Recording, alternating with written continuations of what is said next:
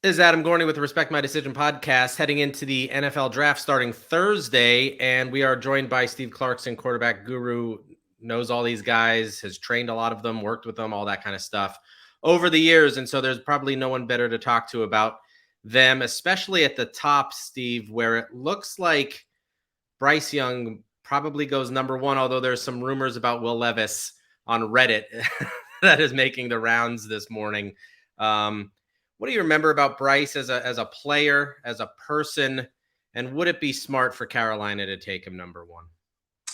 Well, let's start with, who he is as the person. I mean, this is a kid that he's about that life, meaning football. I mean, he is a gym rat. He probably is the best person to be the poster child of playing multiple sports, to get this far, because a lot of what you see, he is truly a point guard on the football field. A lot of his movements are subtle, but very effective. His ability to always maintain focus downfield, you saw it at a very, very early age. I had him, he played in my throwback football league when he was like a 7th, 8th grader, and he was dominant there. Then he went on to play the IE Ducks and won a national championship there. So he's always been that pedigree. And then when he went to Cathedral, I mean, he was dominant there, but he was at Cathedral. And, no offense to the program or the division. They were like, I want to say Division 4, somewhere in that area, maybe Division 7, actually, when I'm recalling. So you weren't sure. Like, yeah, he's good, but look where they're playing. And then when he went to Mater Dei, obviously following JT Daniels, that was big shoes to fill, and he was sensational. A lot of pressure there, and he just showed you that he was really unaffected by his environment, and he always was very stoic in from the standpoint of, if he made a great play, you had minimal emotion. Bad play was still the same. He just didn't really react, and I think that made him really a special person. And like I said, I didn't really see it so much when he was at Cathedral, but boy, when he got to Mater Dei after about midway through the season, it was something. And then we had the great fortune of following him around for QB1 that year, his last year. And as good as he was his junior year, I thought, even though they didn't win the national championship that year, I thought he was better his senior year.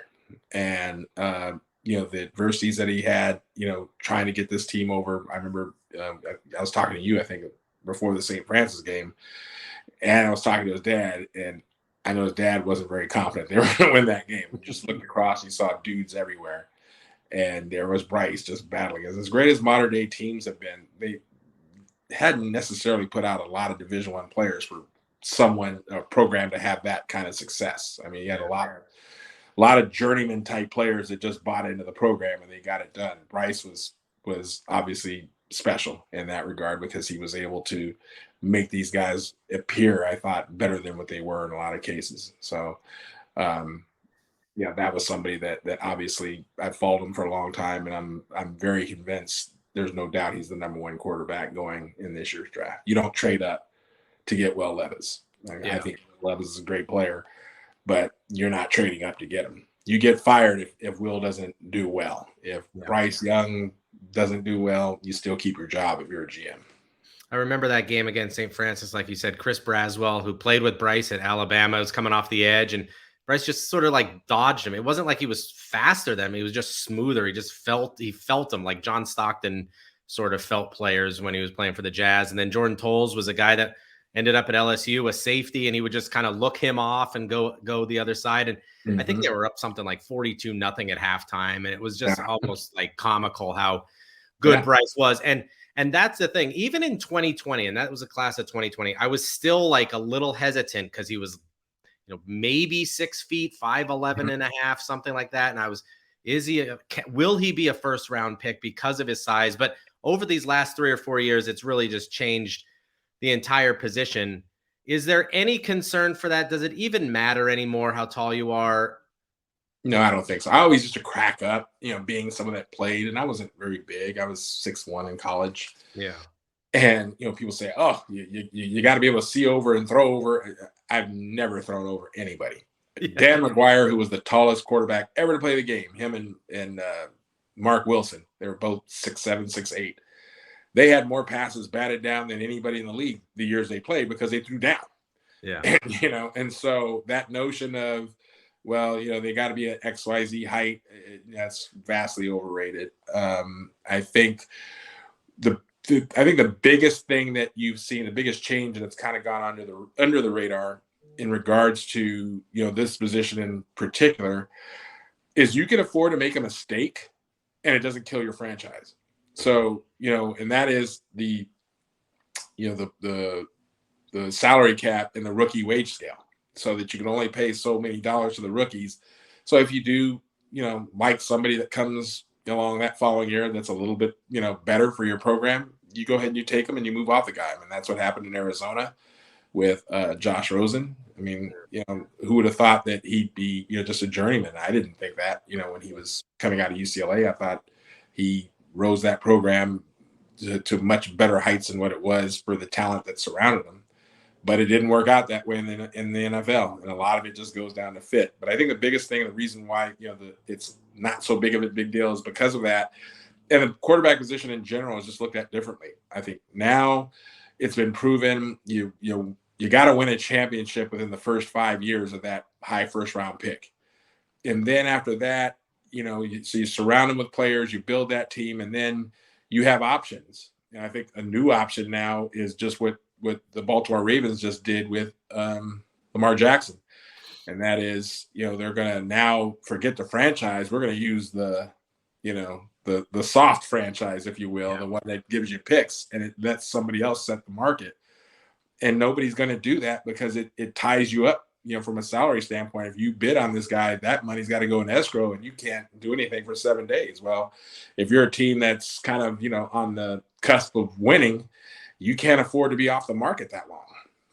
So I think that's going to be another strategy. So essentially that literally takes a quarterback who's really good, takes them into 7 years. Or if you're Patrick Mahomes and you're kind of ahead of the curve and you say you're going to bet on yourself and you're going to go with the Brady model, meaning I'm going to be the very best quarterback that's out there. I'm going to be legendary and I'm going to make money off the field. I'm going to win championships and I'm going to always be going back to the table in 3 years to help the team. And I'm going to get my money that way.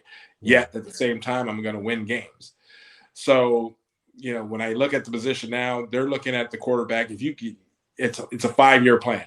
Show me what you can do in 5 years. Okay, well, that's still not enough. Show me what you can do under a franchise situation.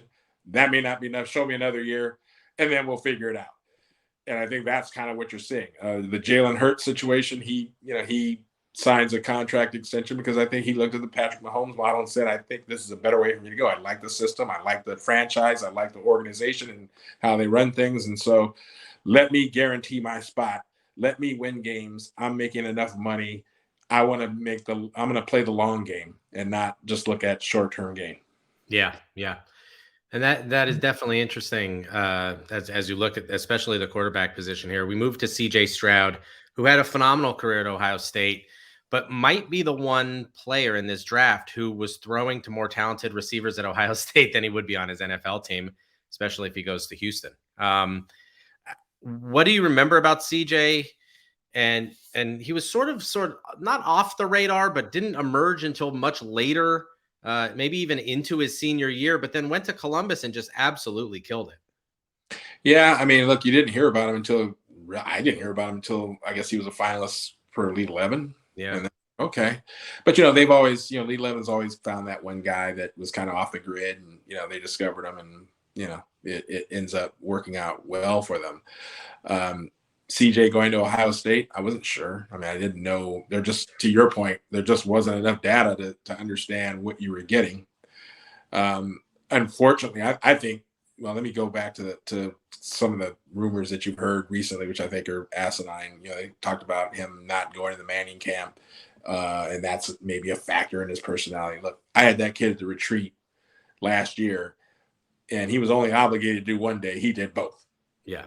And was a great contributor to the camp. He was a great mentor to the kids. I mean, he stayed well after it was done, signed every autograph, did, every photo, just an amazing young man. And, He's even been a great mentor to my son Pierce. I mean, he's been in contact and he's just a great guy. So I don't understand any of that and how that plays. Now, That getting and to the S2 test score being low just yeah, sounds like someone floated some BS, I think. yeah, and it's unfortunate because it's you know so they get that gets out there, and Yeah. unfortunately, sometimes these are agents float that out there. Yeah. I mean, because they get the score, so it's not necessarily clubs don't want that out there, but certainly you could get an agent who's got the information and say, yeah, this is what's going on. They call a writer, and next thing you know, organically, you got this mushroom effect. Right. But I think probably the bigger detriment right now is that Ohio State has, as you said, had the pick of the litter at the wide receiver position. They've been dominant. This year's 23 class is sort of evident of that. They just keep turning them out. Yeah. And unfortunately, the Ohio State quarterback just hasn't really done much in the National Football League. Give me the one guy that's done. I mean, right now it's Justin Fields is the closest thing they've gotten, right? I mean, Dwayne Haskins was promising, but maybe he needed another year.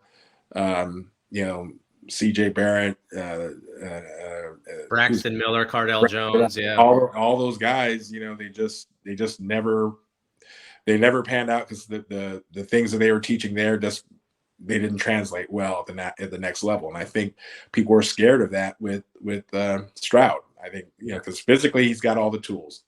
He's a great thrower of the football. He's got great anticipatory skills. He shows all that, but then you start looking at the system, and unfortunately, when you get to this part of the game, they're looking at ways that they shouldn't. They're looking for things why they shouldn't draft you, right? Because they're just scared, right? Paralysis by analysis. That old Sure. saying. I think the longer they have to think on somebody, they tend to shy away. And I think with CJ, it's certainly not a skill set issue. Yeah, he's been a starter for 2 years there, so you got enough there to show you something. But how CJ shouldn't worry about where what number he goes. He should just worry about who's picking him and what is their front office like. Because at the end of the day, I remember going through this with Ben Roethlisberger. I mean, he was battling Eli Manning and Phillip Rivers, and I remember talking to him and said, look, you don't want to be in that first or second or third. I mean, you want to go somewhere like right in the middle, because that's always kind of the sweet spot. You have a really good defense, usually good running game, and you have enough around you where you can be successful early, right? I mean, look what happened to Patrick Mahomes, going to Kansas City. He was able to go somewhere and sit and learn, but the team was really good around him. You had an excellent front office, and they did what they needed to do, right? And I think with Ben, he was able to, I think he went, if I'm not mistaken, he was number 13. He was the 13th pick, if I'm not mistaken, that year.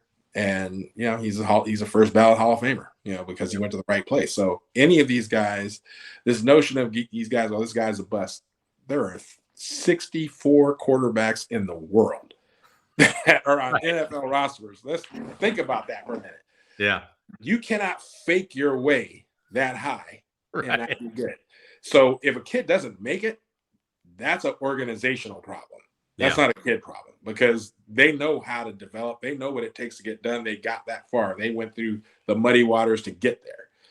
So, when you start looking around, where is CJ going to be? I don't want to be number 2 if I'm him. Yeah. That's a defensive coordinator. I mean, you know what that's going to be about. Number 3, doesn't have to worry about it. Number 4, you're kind of, you're right down the way from Ohio State. You're a couple hour drive, and you got your home base there. People know you. You're going to play in a dome. I think that's a great spot for the next quarterback. I wouldn't want any part of 2 or 3. Yeah, 2, and like you said, 2. You hear Will Anderson, you hear this, you hear that. Who knows what's going to happen Thursday night? And like I said, when he was at Ohio State, he was throwing to Garrett Wilson, who's maybe the Jets' best receiver. He was throwing to Chris Olave, who's coming up. As one of the best receivers in the league. He was throwing to, Marvin Harrison, who's maybe generational at Jackson Smith and Jigba, who might be the first, receiver taken in the top 10. Here's who the Texans have at receiver: Robert Woods, who has been very good, but is certainly on the, back part of his career, the back 9. Nico Collins, Noah Brown, John Mechie, Amari Rogers, Jalen Camp. Those are their receivers. Not exactly a who's who here Yeah. And like you said, D'Amico Ryans gets that job, and it's going to be defense there. So, Yeah. like you said, 3 or 4 might even be better for him. Now let's move to Levis and Anthony Richardson, especially because he intrigues me the most, because I think NFL teams fall in love, no matter, they do it every year. They fall in love with pro days, and they fall in love with athleticism over skill sometimes. And what I'm saying about Richardson, and feel free to disagree if you do, 54.7% completion percentage scares the hell out of me if he's going to be a top 10 pick. And he was in the discussion for maybe number 1 overall. Well, again, let's go back to fit. Where did he play? And for better or worse, I mean, those are you're drafting him on what he could be. Yeah. Okay. So if I am the owner, I'm the general manager, I have to be confident that if I'm going to take this guy where we're talking top 5 pick, when it seems like certainly top 10, yeah, then I have to be confident in the people that I have are going to be able to develop him. And I have to understand, depending on where we are, I'm not going to throw him into the fire right now, because there's things that there's going to be quite a jump. I need him to succeed. So first and foremost, I'm going to make sure that he is surrounded by personnel that are going to be around the clock to make sure that learning curve is as short as possible. So we're going to bring in a specialist just for him. He's going to have the quarterback coach. We're going to have a team around him to make sure that he succeeds. He has the skill set, no doubt about it. When he's 6'5", 6'6", 240 pounds, he runs a 4.3. You cannot ignore the skill set. What you have to avoid is the temptation to get him on the field at all costs because you're so happy to get this new toy and you want to display him. What you really got to do is be able to be patient. So when you start looking at that draft and you start to say, well, who's set up for him to be, in that scenario? Well, Seattle to me is kind of that team that I would look at. Yeah. Because you got Geno Smith, who you just signed, but he's been proven to be a team guy, and Pete Carroll's a defensive wizard, and the NFC West isn't, they're kind of on the rebuild, with an exception of the 49ers. Obviously, I think they're the team, right? Yeah. So I kind of look at them as maybe the first team to really watch to see where it makes sense. But you don't want him going in someplace without a solid veteran and somebody that can lead him through. And I don't know where Seattle picks. What are they, 6th or something like that? 5th, I think. Yeah, I had him going 7th to the Raiders, in the sense that Jimmy Garoppolo will come in for a year or two, he'll learn under the ropes, and then he'll kind of take over. But 5 makes sense too.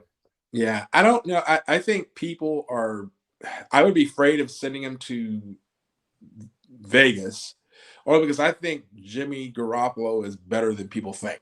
Yeah, I think he's just, he's not going to wow you with his, will to win or personal, but he does enough good things that he can win games for you, because he doesn't make really a lot of mistakes, right? His biggest thing has always just been healthy. He's played well, and then he got hurt, and it's happened time and time again. So I think under Josh McDaniels, who I think, he may be under a little pressure too. So he's got to be careful. You're not going to draft somebody that high for somebody else to coach him. So I think you took Jimmy Garoppolo, you paid him a few dollars. I think you roll with that. You go get, Jimmy, either some linemen, or you got to try to win this year, or at least get to second, because right now, look at the AFC West. Yeah. My goodness. Every one of those teams. And with Sean Payton, you got to say that, Russell Wilson's going to come back much better than he's ever been. Yeah. You got 4 teams there. Who's going to make the play? 2 wild cards are going to come out of there. Can you be one of the 2? It's questionable, because the LA Chargers or something, you got the Broncos, you got the Chiefs, and you got the Raiders. I mean, that's a tough haul. So I don't see them, wasting that in a quarterback. They got to try to win now. That's why I kind of lean still towards Seattle. But the real, that real one is going to be number 4. What happens? Yeah. Let's talk quickly on Levis and your take on him. Couldn't win the job at Penn State. Now, that might have been loyalty to Sean Clifford. It might have been a mistake by James Franklin not playing Levis, who was clearly a more dynamic athlete and player than Clifford was. Goes to Kentucky, has a huge year, But still ended his career 46 touchdowns, 25 picks. And his senior year was probably not as good as his junior year. Some injuries in there. I think your take is definitely not one over Bryce. That would be ridiculous. But is this guy even a top 5 guy? No, he's a top 5 talent. Yeah. For sure. So let's dig in his bag. Someone has a son at Louisville. You have to kind of lean into the anti-hate of Kentucky. I'm not one of those. I forgot about it. Right. I appreciate talent, and I think he's immensely talented. I think he has a certain personality that I can vibe with. Yeah. So here's the thing. Let's break him down. His junior year, I thought he was sensational. But he had Leon Cohen as his offensive coordinator, as a pro guy, and they were very efficient. But he's never played with great talent. Yeah. And he really hasn't. No. And he's played in the tough SEC, and he's had to play some big games. And I thought that he was able to win games that they probably ordinarily shouldn't have won, but he willed them to victory. And then his last year, he has a new coordinator. That's tough. As someone that Dennis Erickson's my godfather. I played. I played at San Jose State. He was my coordinator. But my last year, he went on to Idaho to take the head coaching job. And it's Jack Elway, God rest his soul. He was great, but he wasn't necessarily a coordinator. He was just a guy that you just love to play for, right? Yeah, I think Levis had 4 coordinators in 4 years. Yeah, and so if I would say if he had Leon Cohen as his coordinator, this past year, you'd be talking about him, probably maybe the number 1 pick. Him and Bryce be going head to head. I think he's that talented. So I'm going to give him, a much softer criticism, because I don't think it's warranted. I think he just had, the victim of some circumstances. Yes, he got the hell beat out of him and he got hurt, but I think he's going to be again, where does he go? Indianapolis again is another logical fit. He's right around the way. I think he would be he or Stroud would be a very popular pick for Indianapolis. So that the real thing is what happens when one of those guys are gone. Yeah. And where does does then Anthony Richardson jump ahead of the other? Because I think Seattle is, I think that meat of the draft is right there, and it's going to get interesting to see what the free fall is at that point. But I would tell any of these quarterbacks, if I'm, mentoring them, if you're, 9, 10, 11, you're in a very good position to do extremely well. So don't sweat it. All right, last question. I've kept you long enough. There was some executive personnel guy this week that said that this draft isn't as good. Next year's will be far better. And that Caleb Williams, they didn't name him, but Caleb Williams and Drake May would be drafted higher than any quarterback in this draft. Do you think that's gamesmanship, or do you think that's legit? Would you take Caleb Williams over Bryce? Would you take him over Stroud? Where would you kind of place those two if they were in this draft? I think Caleb Williams is the interesting one. You're not taking Drake May over Bryce Young. I don't care who's smoking what. Nah, I don't see it. Look, he's a very good quarterback, but how did he finish the year? Yeah. He started off, it was like he was Mercury, and then it just, now obviously you play a course of the season and things change, but no, I don't see that at all. Look, I'm going to tell you a name that you better be paying attention to, and he's up playing in the Northwest, Michael Penix Jr. Yeah. To me, I'm taking him over Drake May. Yeah. You care about lefty quarterbacks? Does that not matter? Doesn't matter. Yeah. Doesn't matter. Hey, one of my favorite old school quarterbacks was a lefty by the name of Douglas. Played with the old Chicago Bears. I thought he was a hell of a player. But no, I don't have any issues with Steve Young. Hell of a quarterback, left-handed. But putting you on the spot, you're the GM of the Panthers. Do you take Bryce Young or do you take Caleb Williams? Well, that is a tough one. You got 2 Heisman Trophy winners. Yeah. I'm going to tell you how good this is. I'm going to take a dartboard. I'm going to put a blindfold on. I'm going to throw it at. I got 2 names, and give me one. I'm good. Always filibustering. Steve, I appreciate the time, man.